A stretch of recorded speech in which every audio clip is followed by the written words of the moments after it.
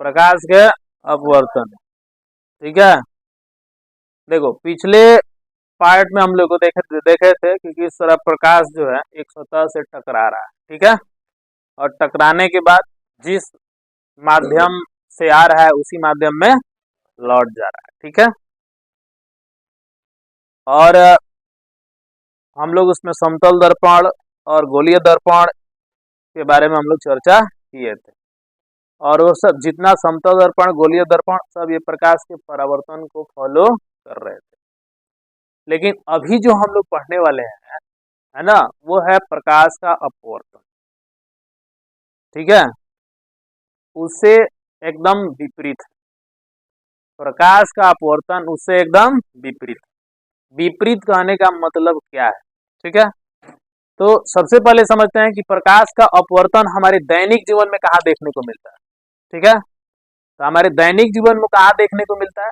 तो सबसे बढ़िया एग्जाम्पल आपको मैं बता दूं कि जब आप एक बाल्टी को पानी से भर दीजिए, है ना, और उसके बाद उसके पेंदी को आप देखने का प्रयास कीजिए, आपको लगेगा कि पेंदी जो है ऊपर उठा हुआ प्रतीत होता है। ठीक है, या उसमें एक सिक्का डाल दीजिए तो सिक्का जो है थोड़ा सा बड़ा प्रतीत होता है, ऊपर उठा हुआ प्रतीत होता है ना। और चाहे उसमें मतलब एक ग्लास लीजिए और उसमें एक पेंसिल डाल दीजिए, पेंसिल को जब डालिएगा ना तो पेंसिल को जब गौर से देखिएगा तो पेंसिल जो है टेढ़ा यानी मुड़ा हुआ प्रतीत होता है। ठीक है, तो ये प्रकाश के अपवर्तन के कारण होता है समझ में। और इसके अलावा प्रकाश का अपवर्तन हमको कहाँ देखने को मिलता है? ठीक है, प्रकाश का अपवर्तन हमारे वायुमंडल में भी देखने को मिलता है। ठीक है, हमारे वायुमंडल में भी प्रकाश का अपवर्तन देखने को मिलता है ना। प्रकाश के अपवर्तन में हमारे वायुमंडल में यदि हम देखें तो जो हम लोग तारों को देखते हैं ना, तारों को आकाश में, वो तारे टिमटिमाते हुए नजर आते हैं। टिमटिमाना का मतलब जानते हैं क्या होता है? कभी खूब चमकेगा और कभी एकदम, है ना, क्या हो जाता है, बुझा हुआ प्रतीत हो जाता है समझ में। कभी खूब चमकेगा कभी बुझा हुआ, पर उसको टिमटिमाना कहते हैं समझ में। तो तारों का टिमटिमाना ये भी प्रकाश के अपवर्तन का कारण होता है। ठीक है, दूसरी बात आपको जो है, जो आप लोग बरसात के दिनों में हमारे आकाश में क्या होता है कि मतलब एक 7 रंगों की पट्टी नजर आती है जिसे हम इंद्रधनुष कहते हैं, है ना। इंद्रधनुष में भी अपवर्तन का, है ना, वायुमंडलीय अपवर्तन का वो कारण होता है समझ में। लेकिन उसमें परावर्तन भी होता है समझ में। उसमें उसमें परावर्तन भी होता है और उसमें अपवर्तन भी होता है, उसमें कई केस होता है, वो चीज हम लोग पढ़ेंगे। ठीक है, तो प्रकाश का अपवर्तन कहने का मतलब क्या हुआ, है ना, कि प्रकाश जो है क्या होता है कि जब भी किसी अन्य माध्यम से निकल करके आता है ना, ठीक है, अन्य माध्यम से निकल करके आता है तो उसको जिस रास्ते से जाना चाहिए ना वो उस रास्ते से नहीं जाता है, वो अपना रास्ता बदल देता है, अपना रास्ता बदल देता है, अपना रास्ता क्या करता है, बदल देता है समझ में। जैसे मान लीजिए कि इसमें इस कमरे में 4 लोग हैं, ठीक है, और आपको क्या करना है कि इस कमरे को पार करके इस दिशा से उस दिशा में जाना है कि नहीं। तो आप क्या करेंगे? आप 4 लोग हैं तो धड़ल्ले से घुस के चले जाएंगे, लेकिन इस कमरे में मान लो खचाखच लोग भरे हुए हैं, तब आप क्या करोगे, है ना। तब आप सबको धक्का देते हुए पूरा बल लगाते हुए आपको क्या करना पड़ेगा, बाहर निकलना पड़ेगा, यानी आपको बहुत मशक्कत करना पड़ेगा, सभी कणों से लड़ना पड़ेगा, है कि नहीं। लेकिन सभी कण से लड़ने का मतलब जब आप इस माध्यम में घुसेंगे तो आपकी स्पीड कम हो जाएगी। आपकी स्पीड क्या हो जाएगी? मान लीजिए वहां से खूब तेजी से आए लेकिन यहाँ पर आए तो आपकी स्पीड क्या हो गई, कम हो गई। लेकिन आप जो है क्या करेंगे, आप खोजेंगे कि हम जो है इधर से निकलें कि हम जल्दी से निकल जाए, आए समझ में। तो आपका रास्ता क्या हो जाता है, बदल जाता है। ठीक है, उसी तरह प्रकाश होता है। प्रकाश जब एक माध्यम से दूसरे माध्यम में प्रवेश करता है तो वह अपने पथ से विचलित हो जाता है, यानी जिस रास्ते से उसे जाना चाहिए उस रास्ते से वो नहीं जा पाता, है समझ में। वो अपने पथ से क्या होता है, विचलित। ठीक है, तो ये माध्यम पर ही निर्भर करता है, किस पर निर्भर करता है, माध्यम पर ही निर्भर करता है। है ना। जैसे कि हम लोग प्रकाशीय माध्यम में देखे थे सघन माध्यम और विरल माध्यम, ठीक है। सघन माध्यम विरल माध्यम का क्या मतलब होता है कि दो माध्यम यदि हम कंसीडर करें, है ना, दो माध्यम कंसीडर करें, जैसे मान लो जल लेते हैं और हवा लेते हैं, ठीक है। हवा एक अलग माध्यम है और जल एक अलग माध्यम, दोनों प्रकाशीय माध्यम। क्या है ये? प्रकाशीय माध्यम। देखो हवा से जब प्रकाश गुजरेगा तो प्रकाश की स्पीड क्या होगी? ज्यादा होगी, लेकिन जब जल से प्रकाश होकर गुजरेगा तो उसकी स्पीड क्या हो जाएगी? कम हो जाएगी। क्यों? क्योंकि हवा के अंदर कणों का जो घनत्व है ना, डेंसिटी है, वो क्या है? काफी कम है, जिसको हम क्या कहते हैं, मतलब जिसको हम कहते हैं जिसको हम कहते हैं ये क्या है? विरल माध्यम। क्या? विरल माध्यम। जबकि जल में क्या है ना, कणों का जो घनत्व है वो काफी क्या है? ज्यादा है, उसके कण ज्यादा पास पास है, लेकिन हवा के कण ज्यादा पास पास नहीं है, ठीक है। तो जब जैसे जल क्या होता है, जब जैसे जल से होकर प्रकाश गुजरता है तो प्रकाश क्या होने लगता है? अपने पद से विचलित होने लगता है। लेकिन जब हवा के माध्यम से गुजरता है ना, तो उसमें क्या होता है? जनरली प्रकाश जो है ना, प्रकाश का विचलन एक तरह से कम होता है। समझ में? ये हम लोग पढ़ेंगे कि आखिर कम क्यों होता है। तो विचलन कम होगा तो स्पीड क्या होगी? ज्यादा होगी। और विचलन ज्यादा होगा तो स्पीड क्या हो जाएगी? उसकी कम हो जाएगी। समझ में?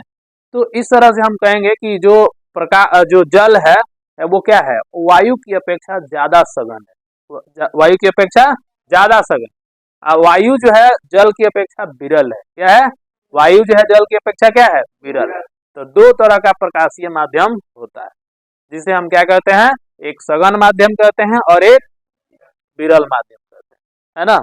तो दो माध्यमों में यदि तुलना करें, जिसमें प्रकाश की स्पीड ज्यादा हो वो विरल हो गया, और जिसमें प्रकाश की स्पीड कम हो क्या हो गया? सघन हो गया। है समझ में? जैसे हवा में प्रकाश की चाल जल की अपेक्षा ज्यादा होती है, इसलिए कहेंगे कि जल क्या है? हवा क्या है? जल की अपेक्षा विरल माध्यम, जबकि जल क्या है? हवा की अपेक्षा सघन माध्यम। है समझ में? तो दो तरह का माध्यम होता है, विरल माध्यम और सघन माध्यम, ठीक है। तो इसी चीज को हम लोग देखेंगे, प्रकाश का अपवर्तन किसे कहते हैं, ठीक है। तो परिभाषा को क्या लिखना है कि प्रकाश जब एक माध्यम से दूसरे माध्यम में प्रवेश करती है तो अपने पथ से विचलित हो जाती है। विचलन के इस घटना को प्रकाश का अपवर्तन कहते हैं। विचलन के इस घटना को प्रकाश का अपवर्तन कहते हैं। जब प्रकाश एक माध्यम से दूसरे माध्यम में प्रवेश करती है तो अपने पथ से विचलित हो जाती है। समझ में? अपने पथ से विचलित हो जाती है, और इसी विचलन को हम प्रकाश का अपवर्तन कहते हैं। समझ आ गया? तो प्रकाश के अपवर्तन में क्या देखना है कि जब एक माध्यम से दूसरे माध्यम में जब प्रवेश करे तो अपने पथ से विचलित हो जाती है, ठीक है। वो अपने पथ से विचलित हो जाती है। जैसे मानिए कि हम जो है हम यहाँ पर पॉइंट जनरेट कर रहे हैं, देखिएगा सब लोग। ये एक लाइन है जो दो माध्यमों को अलग कर रही है।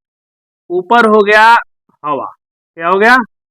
हवा। और नीचे हो गया, मान लो हम कोई ले लिए कांच। क्या ले लिए जी? कांच ले लिए, ठीक है। दो माध्यम हो गया, एक हवा और एक कांच।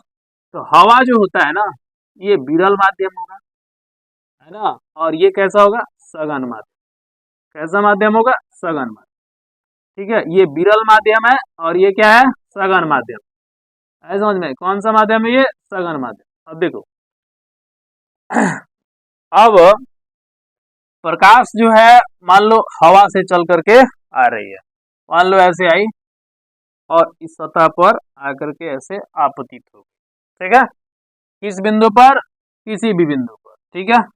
अभी देखो ये किरण आ रही है, प्रकाश की किरण आ रही है ना। किस सतह पर पड़ रही है जी? हवा और कांच, हवा और कांच के बीच जो है एक सतह है, उस पर जो है ये क्या कर रही है? गिर रही है। यानी कहने का मतलब ये क्या हो गया? हवा से प्रकाश कहाँ पहुंचेगी? कांच में। हवा से कांच, यहाँ ये पूरा हवा है लेकिन इसके नीचे क्या है? कांच है। अब प्रकाश कहाँ पहुंचेगी? हवा से कांच में। जैसे हवा से कांच में पहुंचेगी ना, तो आपको लगेगा कि ये प्रकाश सीधे जाएगा, है ना, लेकिन ये प्रकाश सीधे नहीं जाएगा। ये प्रकाश सीधे नहीं जाएगा, इसका विचलन हो जाएगा। क्या? विचलन हो जाएगा। अब बात यह कि विचलन किधर होगा? विचलन किधर होगा, तो विचलन किधर होगा, तो इसके लिए हम सबसे पहले यहाँ पर एक अभिलंब बनाते हैं। क्या बनाते हैं, देखो ये एक अभिलंब बन गया है ना, क्या बन गया, एक अभिलंब बन गया। अब इसी अभिलंब के अकॉर्डिंग हम देखेंगे कि प्रकाश का मूवमेंट कहाँ होगा। जब प्रकाश की चाल कम होगी, देखो हवा में प्रकाश की चाल क्या है, ज्यादा है, और कांच में प्रकाश की चाल कम है।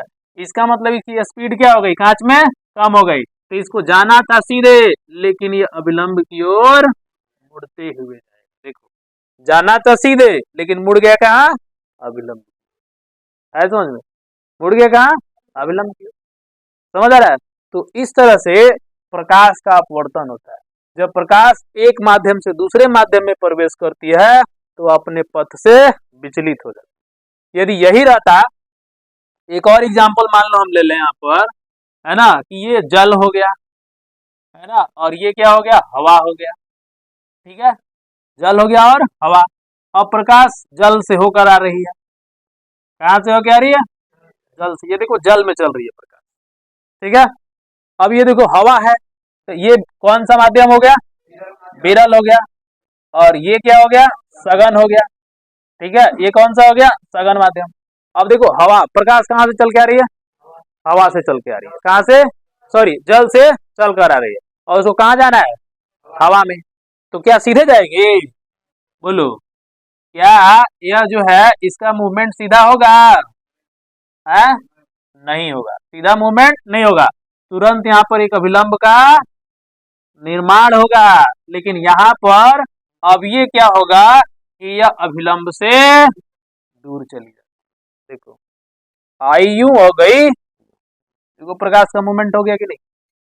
तो हम जैसा सोचते हैं ना कि प्रकाश जो एकदम सीधा जा रहा है ना, तो ये गलत बात है। माध्यम जैसे चेंज होगा उसका डायरेक्शन भी है, समझ में। तो यहाँ पर प्रकाश जल से हवा में, और यहाँ प्रकाश हवा से कांच में। यदि उल्टा भी यदि हम ले लेते हैं, सपोज दैट नीचे से कांच से हवा में, तो आपको पता चलना चाहिए ना कि इसको जाना चाहिए था कैसे, मतलब ऐसे, तो ये अभिलंब से कहाँ मुड़ गया, दूर। और यहाँ भी, यहाँ देखिए ये जल से कहाँ जा रहा है, हवा में, तो अभिलंब से क्या हो गया, दूर है। तो देखो हम पढ़ रहे हैं प्रकाश का अपवर्तन। तो हम क्या देख रहे हैं कि प्रकाश जब एक माध्यम से दूसरे माध्यम में प्रवेश कर रही है तो अपने पथ से क्या हो रही है, विचलित हो रही है। चाहे इस केस में भी देखें या चाहे इस केस में भी देखें, ठीक है, इस केस में भी देखो और इस केस में भी देखो। तो प्रकाश जब एक माध्यम से दूसरे माध्यम में प्रवेश करती है तो ये अपने पथ से विचलित हो जाती है, और इसी विचलन को हम प्रकाश का अपवर्तन कहते हैं। अब बात आएगा कि अपवर्तन कितने तरह से होता है। तो 2 पॉइंट यहाँ बताएं, क्या कि जब प्रकाश विरल माध्यम से सघन माध्यम में प्रवेश करती है तो अभिलंब की ओर मुड़ जाती है।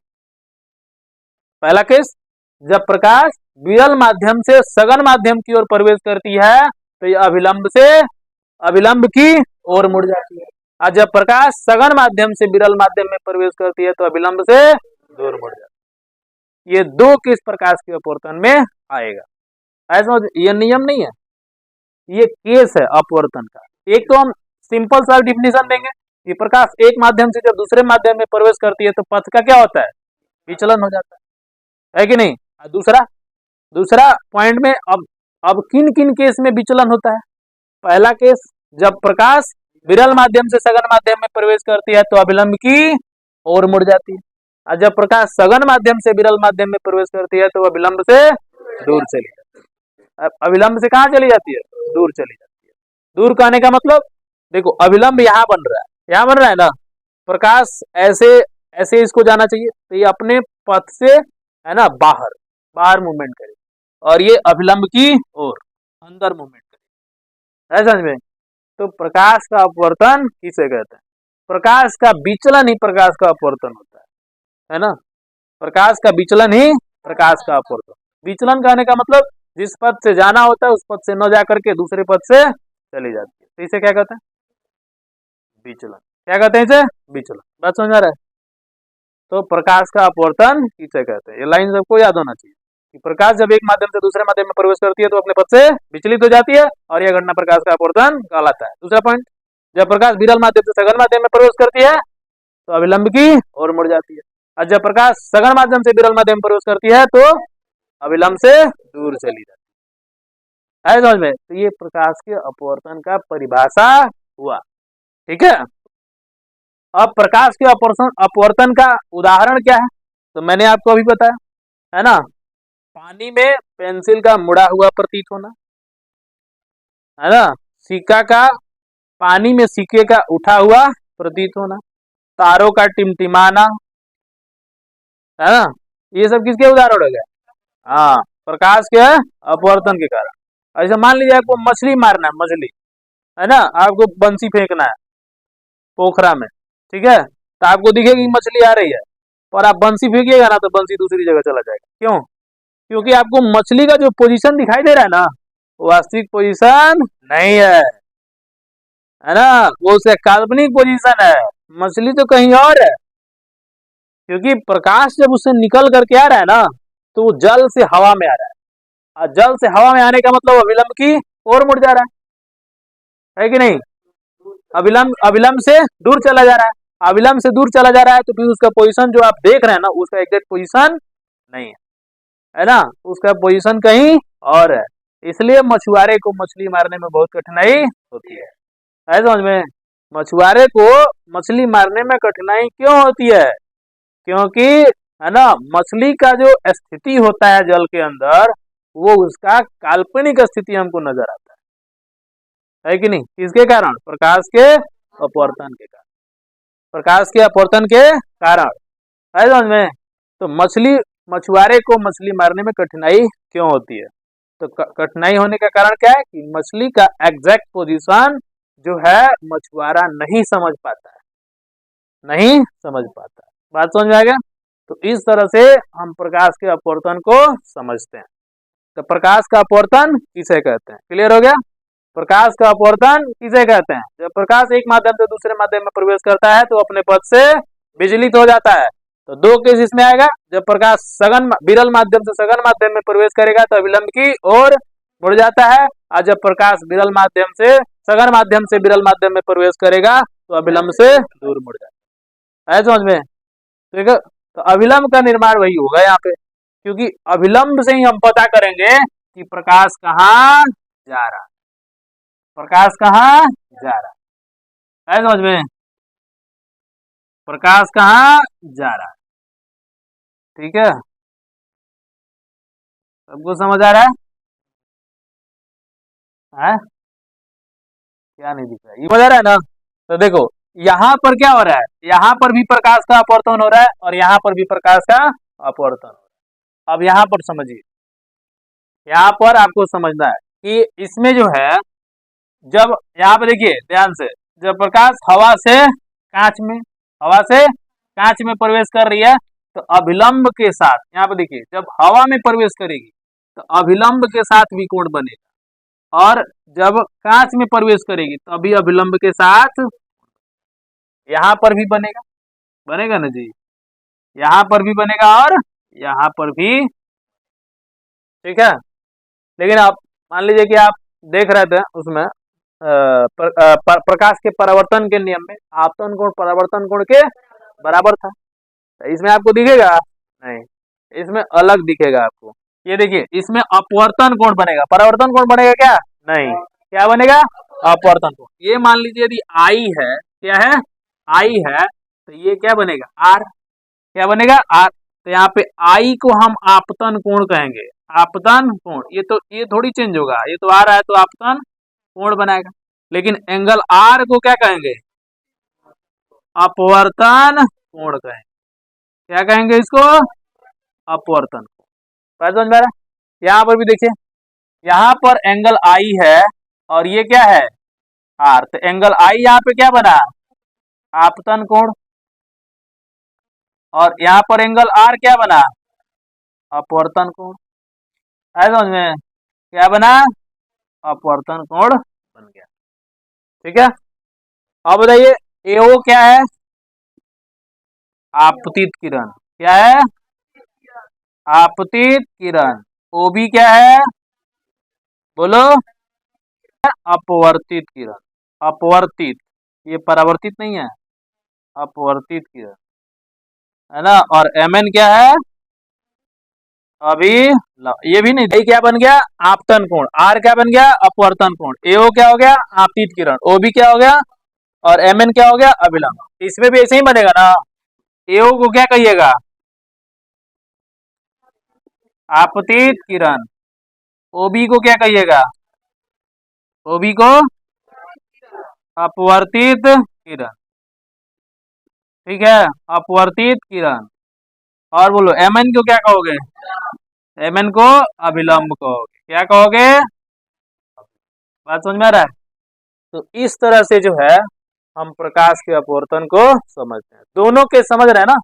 यहाँ यहाँ क्या है? जब प्रकाश है ना विरल माध्यम से, क्या विरल माध्यम से, कौन से माध्यम में? सघन माध्यम में प्रवेश करे, है ना, या प्रवेश करता है। ठीक है, प्रवेश करता है। ये पहला केस हो गया। ये कौन सा हो गया? दूसरा केस। इसमें क्या बोलेंगे? जब प्रकाश हाँ सघन माध्यम से, हाँ सघन माध्यम से विरल माध्यम में प्रवेश करता है। विरल माध्यम में प्रवेश करता है। विरल माध्यम में प्रवेश करता है कि नहीं? प्रवेश करता है। तो बोलो प्रवेश करता है, आगे क्या लिख सकते हैं? तो यह, बोलो, हाँ अपवर्तन के बाद कहाँ मुड़ जाता है? हाँ अपवर्तन के बाद अभिलंब की ओर मुड़ जाता है। अभिलंब की ओर मुड़ जाता है। अब उसमें क्या बोलेंगे? उसमें बोलो, हाँ है ना, अपवर्तन के बाद, अपवर्तन के बाद अभिलंब से दूर चला जाता है। अभिलंब से दूर चला जाता है। ये किसमें हम लोग पढ़ रहे हैं? प्रकाश के अपवर्तन है। ठीक है, जब प्रकाश सघन माध्यम से विरल माध्यम में प्रवेश करता है तो अपवर्तन के बाद अभिलंब से दूर चला जाता है समझ में? चलो ये हो गया, दो केस हो गया। लेकिन प्रकाश का अपवर्तन किसे कहते हैं? है ना, जब प्रकाश एक माध्यम से, हाँ एक माध्यम से दूसरे माध्यम में, हाँ दूसरे माध्यम में प्रवेश करता है ना, तो वह अपने पथ से, हाँ वह अपने पथ से विचलित हो जाता है ना, विचलित हो जाता है। यह घटना, बोलो, हाँ यह घटना प्रकाश का अपवर्तन कहलाता है। यह घटना प्रकाश का अपवर्तन कहलाता है। कोई दिक्कत यहाँ तक? यह घटना प्रकाश का अपवर्तन कहलाता है। ठीक है, तो अपवर्तन का परिभाषा हम लोग समझ गए ना। प्रकाश का अपवर्तन किसे कहते हैं और अपवर्तन कितने केस में हो सकता है, ये आप लोग इसमें पॉइंट देके लिख लीजिए। जल्दी से कीजिए इतना।